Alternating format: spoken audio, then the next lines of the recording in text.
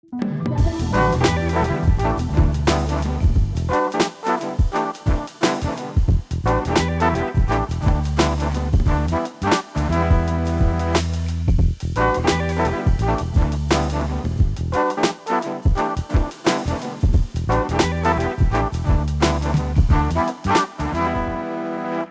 Carole Taylor. How did DRIPA, the Declaration of the Rights of Indigenous Peoples Act, supposedly a step forward in reconciliation, become such a political and legal mess? On this edition of Journal, we speak with a man who was a member of the BC legislature that gave birth to the now controversial DRIPA bill, Mike DeYoung. No stranger to this file, Mike served as the Aboriginal critic when in the BC Liberal opposition, and then Minister of Aboriginal Affairs and Reconciliation in the Gordon Campbell government. This was, of course, in addition to serving as Attorney General, Minister of Finance, Minister of Health, and on and on. In other words, a senior politician to be taken seriously. Not surprisingly, on this complicated, controversial DRIPA bill, Mike had questions, a lot of questions. How would it work? Had the bill been vetted by the province's lawyers? And there were other voices expressing concern. Jody Wilson-Raybould also warned this would not be workable. Yet even after a passionate speech from MLA, former Haisla chief Ellis Ross, warning of the dangers of this bill, DRIPA was voted on, and it passed unanimously. 2 years later, adding more fuel to the fire, the government introduced an amendment to the Interpretation Act, saying all provincial laws must be consistent with undrip. It's that word must that has been taken seriously by the courts. What happened? Well, we know what's happened. Court decisions against the government, lawsuits, accusations, flip-flops, a fine mess. To bring context to how we find ourselves in this position, Mike DeYoung joins us after this message. Mike DeYoung joins us now, and I have to say, Mike, I really loved working with you. You always, whatever the issues were, you were able to see the essence, get away from all of the verbiage and whatnot. So I'm going to ask you to go. Well, the feeling was mutual, and I learned a lot from you, so thank you. Well, thanks. So let's look at the origins of DRIPA, because we now know the mess we're in with it. So when it appeared in the legislature as a bill, were you aware that it was coming? There had certainly been signals from the government that they intended to take some steps to embrace the spirit and formally recognize the principles in undrip. So I can't say that anyone was shocked. I certainly wasn't when the bill finally appeared. Had you been involved, the opposition involved with the consultation, the design of it, the words of it? Oh, no, absolutely not. No, that was, they were extensive apparently, but they happened bilaterally between the government and Aboriginal leadership. Why would that be? Why wouldn't they? I mean, you were Minister of Aboriginal Affairs, like you know the file. I'm not sure. Look, I think the starting point for this conversation is to accept that whatever your partisan affiliations, the government was motivated by a positive desire to positively impact reconciliation. I don't doubt the motives here. Where this has come off the track is when political considerations started to take precedence, and when the government, the Attorney General, and now Premier, ignored some of the basic legal advice that they were given. And so give me examples, like how long was that first debate when it came forward? Lengthy. And what was interesting about that, Carole, is when we began, the government introduced a bill saying we support DRIPA and attached the UN Declaration. We support the UN Declaration and attached it to the bill. And I got my first inkling that perhaps the government was ignoring or wasn't interested in the magnitude of what they were doing. When I suggested to the minister who was conducting the debate, the Minister of Aboriginal Relations, nice man named Scott Fraser, I said, well, we're going to talk a little bit about the bill, but we're going to spend a lot of time exploring this UN declaration. Well, why are we going to do that? Well, because you say you want it to become the law in BC. And they were genuinely reticent to get into the actual details of the 50 or 60 articles, which told me that this was more about sort of scoring a symbolic or political victory. In fact, what the minister said repeatedly is this doesn't create any new legal rights. This is about symbolism. Well, the next piece of legislation 2 years later went far beyond that. So what people don't understand was the United Nations, UNDRIP, did not require that we all change our laws. It was sort of, this is a framework for reconciliation, but we went further. This is a statement, an international statement of general principles, and I dare say most people reading that statement of general principles would say, well, that all sounds pretty reasonable.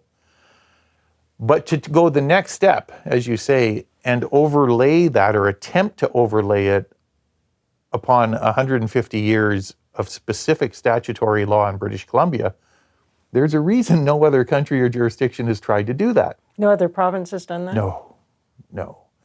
And that is where the trouble, the confusion, the legal uncertainty has derived from. I remember I interviewed Premier Horgan just before the vote, and I did it for the Business Council. And I can remember very clearly saying to him, I don't see how this is going to work. Like there seemed to be some problems in this. And his answer was very, everything's fine. This will be a chance for everybody to talk first, and everything will be resolved, and it'll be kumbaya. And I thought, I don't get how it works. Well, something else happened that I will say is not unique to that government or any government, and that is in the desire to make a political point.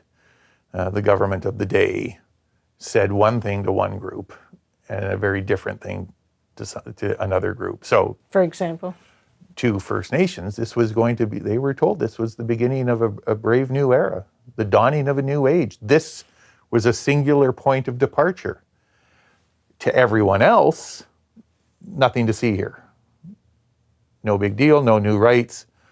Well, as it turns out, and particularly when the second piece of legislation was introduced 2 years later, we have seen something very different result. Were you getting your questions answered? Because I know you had lots of questions, and one of them was asking if it had been vetted by the legal side of the department.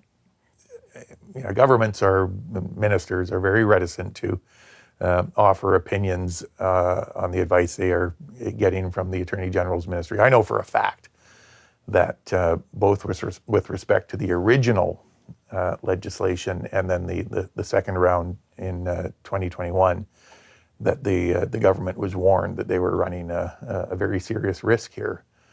And, again, there's a basic question that it is appropriate for governments, legislators, and British Columbians themselves to ask. By embedding this international statement of principle in our domestic law, in effect, one is surrendering lawmaking authority to this international body. And it was never intended for that. It was never created with that in mind. A general statement of principle. There's another general statement of principle called, I would say, moderately important, called the Declaration of Human Rights.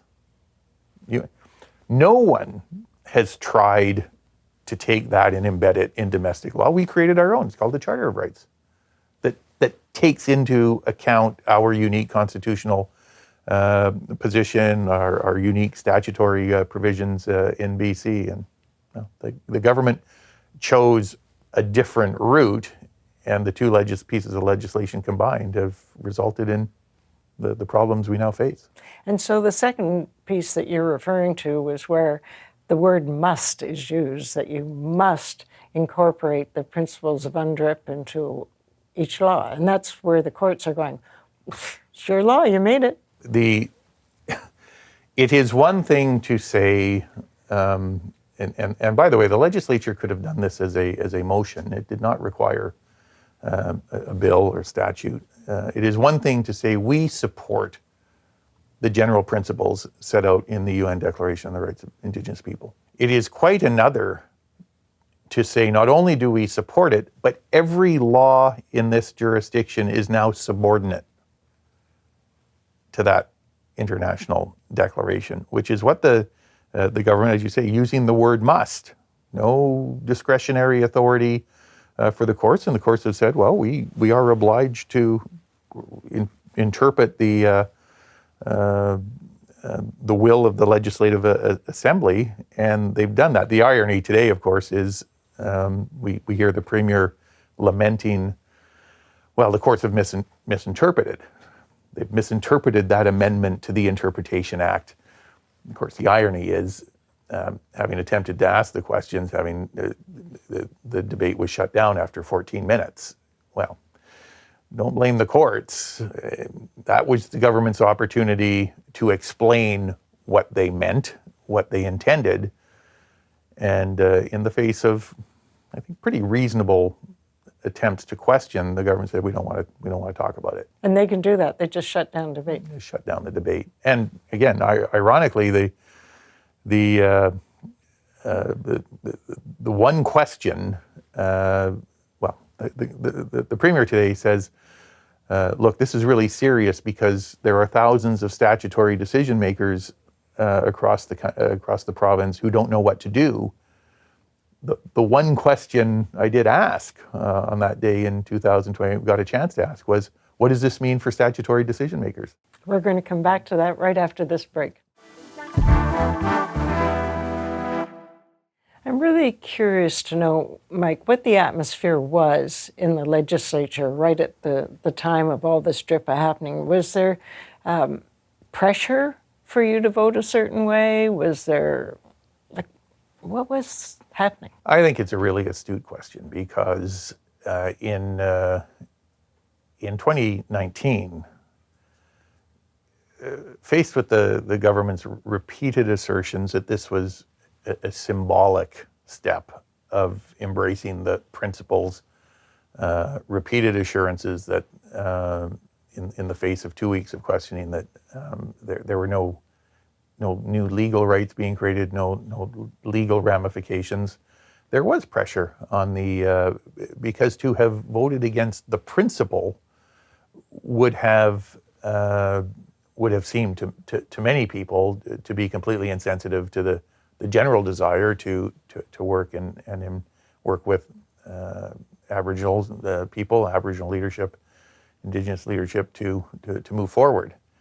So I think it's fair to say that there was this sense that the principles were something that contained within the declaration that people could support.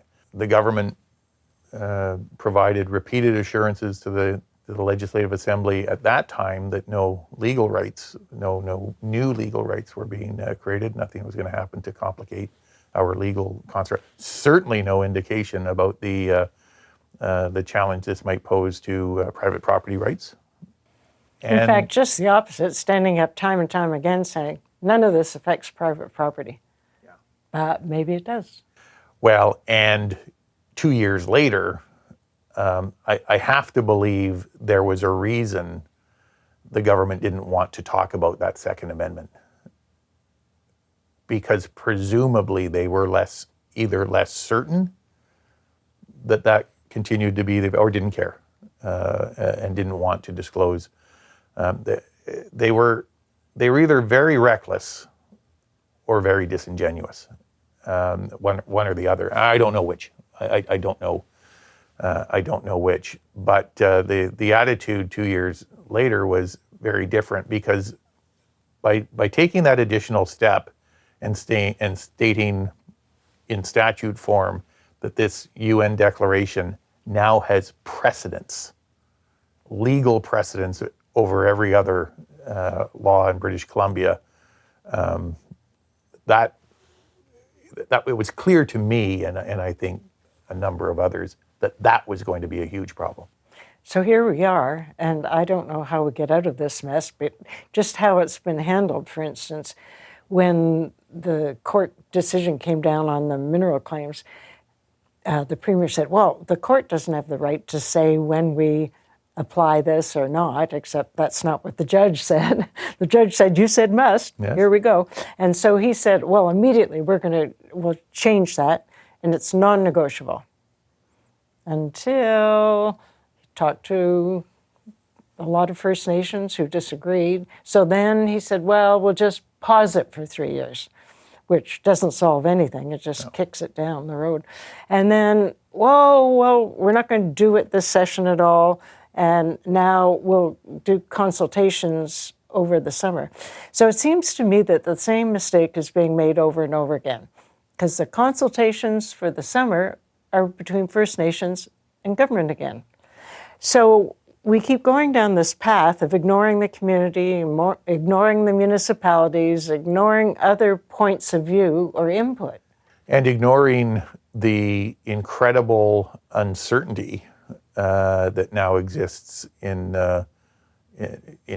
households, in the business world. I do work now in the private sector, and all recovering politicians, right, eventually find their way back to the real world. And but I can tell you that as much as there is a fearfulness on the part of British Columbians about how this is all going to turn out, international investors are fleeing this province quicker than Canucks management left town at the end of the season. They read the headlines, and what they originally saw was uncertainty, and now they see confusion, and they don't like either, and they got lots of choices. And so attracting investment capital that creates the jobs we need has become a lot more difficult. And as you say, kicking it down the road and pledging a review process that excludes the majority of the province probably isn't the recipe for the cure. When you keep doing the same thing over and over and you're surprised at the result, I don't know. I just think I watched a panel that Stuart McNish did this past week, and it was just with the 5 remaining Conservative leadership candidates. And of course, DRIPA is huge on the agenda.